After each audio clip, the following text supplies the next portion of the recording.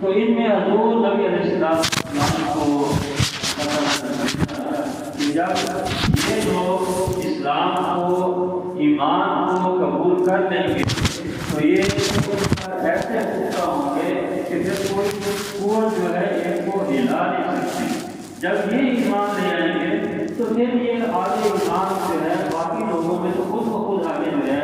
چلا جائے گا۔ تو اس اعتبار سے ایک حکمت یہ تھی جزیرہ عرب کی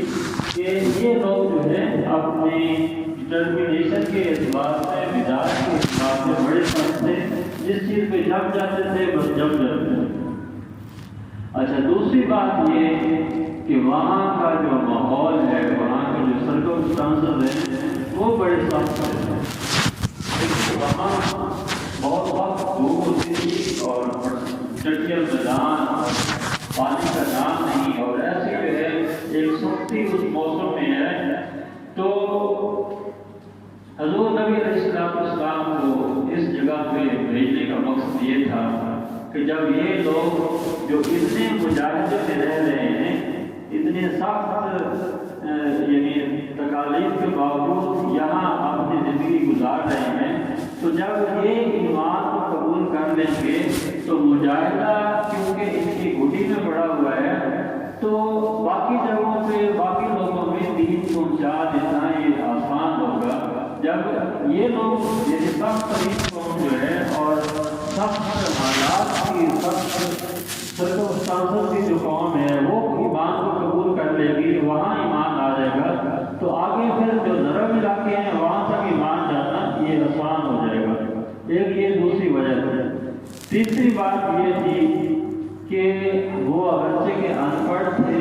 لیکن زبان کے اعتبار سے وہ فصیح اللسان تھے، یعنی ان کی جو زبان ہے، یہ جو عرب زبان ہے، یہ ایسی ہے کہ اس میں انسان کو اپنا معافی الضمیر بیان کرنا وہ بہت ہی آسان ہے۔ اس کے الفاظ اتنے زیادہ ہیں کہ ہر قسم کی بات جو ہے اس زبان میں بیان کی جا سکتی ہے۔ اس کے کسی ایک لفظ کو بیان کرنے کے ایک لفظ میں جو بات آ جاتی ہے، دوسری زبانوں میں کئی ترجمے کرنے پڑتے ہیں پھر بھی وہ بات نہیں آتی۔ یہ اہل زبان ان چیزوں کو سمجھتے ہیں، جو اہل زبان ہوتے ہیں، اہل ادب ہوتے ہیں، وہ ان چیزوں کو سمجھتے ہیں، تو لہٰذا وہ عرب لوگ دوسروں کو عجم کہتے تھے کہ یہ دوسرے عجمی ہیں۔ عجم سے کیا مطلب ہے؟ عجم کا مطلب ہے گونگا۔ تو وہ سمجھتے تھے کہ یہ زبان کے اعتبار سے یہ جو دوسرے لوگ ہیں یہ ہمارے آگے تو گونگے ہیں۔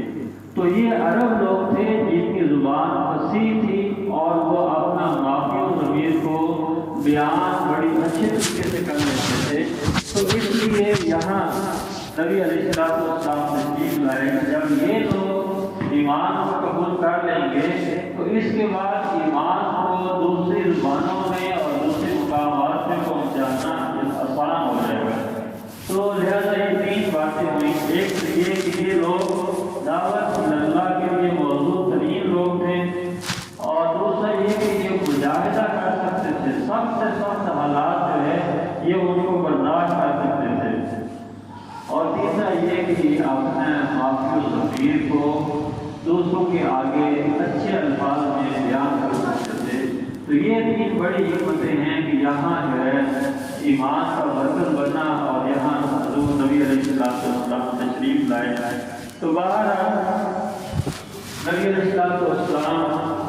جب اس علاقے میں تشریف لائے تو وہ ایسا دور تھا کہ جب تاریخ جو ہے وہ کھلی ہوئی تھی، یعنی تاریخ کی ہر بات کو یعنی اس کو لکھا جا سکتا تھا، تاریخ کی روشنی میں وہاں ہر بات ہو رہی تھی۔ تو اس سے پہلے جتنے بھی انبیاء تشریف لائے ان کے حالات و واقعات، ان کی تاریخ جو ہے ہماری آنکھوں سے اوجھل ہے، اتنی کی ہے جو کچھ وحی کی کتابوں میں آ گئی، یا یعنی ہم کسی بھی انبیاء نبیوں کے جو حالات ہیں وہ پورے مکمل ڈیٹیل میں نہیں ملتے، لیکن حضور نبی علیہ السلام جب تشریف لائے تو وہ ایسا دور تھا جو تاریخ کی روشنی کا دور تھا، اس میں ہر چیز جو ہے اس کو ڈیٹا کی شکل میں لکھا دیکھا جا سکتا تھا۔ اس لیے حضور نبی علیہ السلام کی جو زندگی ہے وہ سب کے سامنے کھلی کتاب ہے، ان کی ایک ایک بات جو ہے وہ کتابوں میں موجود ہے، ان کے جانشینوں نے، صحابہ کرام نے ان کے تمام حالات و واقعات کو، ان کی تمام عادات کو قلم بند کر دیا۔ تو نبی علیہ السلام کی پوری زندگی جو ہے وہ ایک کھلی ہوئی کتاب کی طرح ہمارے سامنے موجود ہے۔ تو اس لیے نبی علیہ السلام خود فرمایا کرتے تھے اپنے صحابہ کو کہ تم میرے بارے میں جو کچھ جانتے ہو ان کو آگے پہنچاؤ، حتیٰ کہ اپنے ازواج مبارکہ ان کو فرمایا کرتے تھے کہ میری باتیں جو ہیں یہ دوسروں تک پہنچاؤ۔ تو نبی علیہ السلام کی زندگی کا ایک ایک لفظ گوشہ جو ہے وہ پوری کتاب کی طرح ہے۔ تو آپ پوری یعنی ہسٹری جو ہے اس کی روشنی میں اس دنیا میں تشریف لائے گئے۔ اچھا، پھر ایک چیز یہ ہے کہ نبی علیہ السلام کا اس دنیا میں آنا، اس میں ایک پوائنٹ یہ دیکھیں کہ اللہ تعالیٰ نے حالات ایسے بنا دیے کہ ان کو کوئی سہارا نہیں ملا۔ حضور نبی علیہ السلام کو کوئی سہارا نہیں ملا۔ آپ کے والد ماجد اس آپ کی دنیا میں تشریف لانے سے پہلے اس دنیا سے جا چکے تھے، اور پھر 2 سال بعد آپ کی والدہ ماجد مائدہ وہ بھی اس دنیا سے تشریف لے گئی، اور پھر اور جنہوں نے نبی علیہ السلام کو یعنی پالا،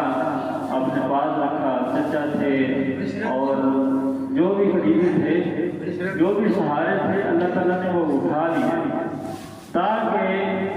یہ چیز عیاں ہو جائے کہ نبی علیہ السلام جو توحید کا درس دینے آئے تھے، لوگوں کو اللہ سے ملانے آئے تھے کہ لوگوں اللہ ہی ہمارا واحد سہارا ہے۔ تو یہ چیز عیاں ہو جائے کہ خود نبی علیہ السلام کو اللہ تعالیٰ نے کسی سہارے پہ اس دنیا میں نہیں رکھا۔ نبی علیہ السلام کا خود اللہ تعالیٰ سہارا تھا۔ اللہ تعالیٰ نے نبی علیہ السلام کو اس دنیا میں بھیجا اور ان کے ذریعے دعوت اللہ تعالیٰ نے دعوت دین چلائی، تو اس میں کوئی سہارا نہیں۔ تو یہ جو ہے نبی علیہ السلام کی اس دنیا میں آنے میں ایک جو ہے یہ بھی ایک پوائنٹ ہے حکمتوں میں سے۔ اور پھر یہ بات ہے کہ جب نبی علیہ السلام اس دنیا میں تشریف لائے تو عربوں کی زندگی بالکل جانوروں کی طرح تھی، بالکل جو ہے اجڑ تھے، ایسی ان کی جو ہے حرکات تھی جس میں انسانیت نہیں تھی۔ وہ آپس میں بیٹھتے تھے تو ایک بندہ ایک میلہ تھا، اکال کا میلہ، ایک میلہ بندہ اپنی ٹانگ ہلا کے بیٹھ کے اور وہ اپنی ٹانگ کو ہلا کے دکھائے، دوسرا بندہ آیا اور تلوار نکال کے اور اس کی ٹانگ کاٹ دی۔ اب یہ دیکھیں ان کی جو ہے کیسی ان کی جو ہے تہذیب کا اندازہ لگائیں کہ دوسرے بندے نے ٹانگ کاٹ دی۔ اس بات پہ ان کی جو ہے جو آپس میں قتل و غارت شروع ہوئی، تو ان کی قتل و غارت اور جنگیں جو ہے وہ 50 سال تک ہوتی تھی۔ ایسا جو ہے ان کی تہذیب تھی۔ اور پھر یہ بات ہے کہ اگر گوشت میں پکانا ہے تو زندہ جانور کا گوشت کاٹ کے ان کو پکا لینے سے اس میں کوئی بات نہیں ہوتی کہ جانور کو کوئی تکلیف ہوئی۔ یعنی جو انسانیت جو انسان میں ہوتی ہے ایسی چیز جو ہے وہ نہیں تھی۔ اور پھر یہ کہ کوئی اگر آپ کا بہت ہو جاتا تو اس کی جو بیوی ہے وہ بھی میراث کے بعد کی طرح آگے اولادوں نے تکلیف نہیں کی، ان کے جو ہے بچوں میں کوئی ایک شادی کر لیتا، تو اس قسم کی ان کی جو ہے سویلائزیشن تھی جس میں جو ہے کہ انسانیت کے نام کی چیز نہیں تھی۔ تو ایسے بگڑے ہوئے لوگوں میں اللہ تعالیٰ نے حضور نبی علیہ السلام کو بھیجا، یعنی جو ایسے بگڑے ہوئے تھے کہ بگاڑ کے پہلے درجے میں تھے، لیکن ان میں اللہ تعالیٰ نے حضور نبی علیہ السلام کو بھیجا تو آپ نے وہاں 3 سال صرف 3 سال ان کے اندر جو محنت کی اور ان کی زندگی کو ایک ایسی تہذیب بنا دیا کہ جو بعد میں پوری دنیا کی تہذیب بن گئی تو یہ حضور نبی علیہ السلام کا معجزہ ہے کہ ایسے لوگ جہاں انسانیت نام کی چیز نہیں تھی تو وہاں نبی علیہ السلام نے فقط 23 سال کے اندر ایسی تبدیلی لے کے آئے کہ ان کو ایسا انسان بنایا کہ جو پوری دنیا کی جس نے قیادت کی یہ حضور نبی علیہ السلام کا معجزہ ہے، ورنہ تو انقلابات آنے میں بڑا وقت لگتا ہوتا ہے۔ اللہ تعالیٰ ہمیں ان کی سننے کی تکلیف سے قائم ہو گیا آگے کی بات کریں گے۔ تو ان میں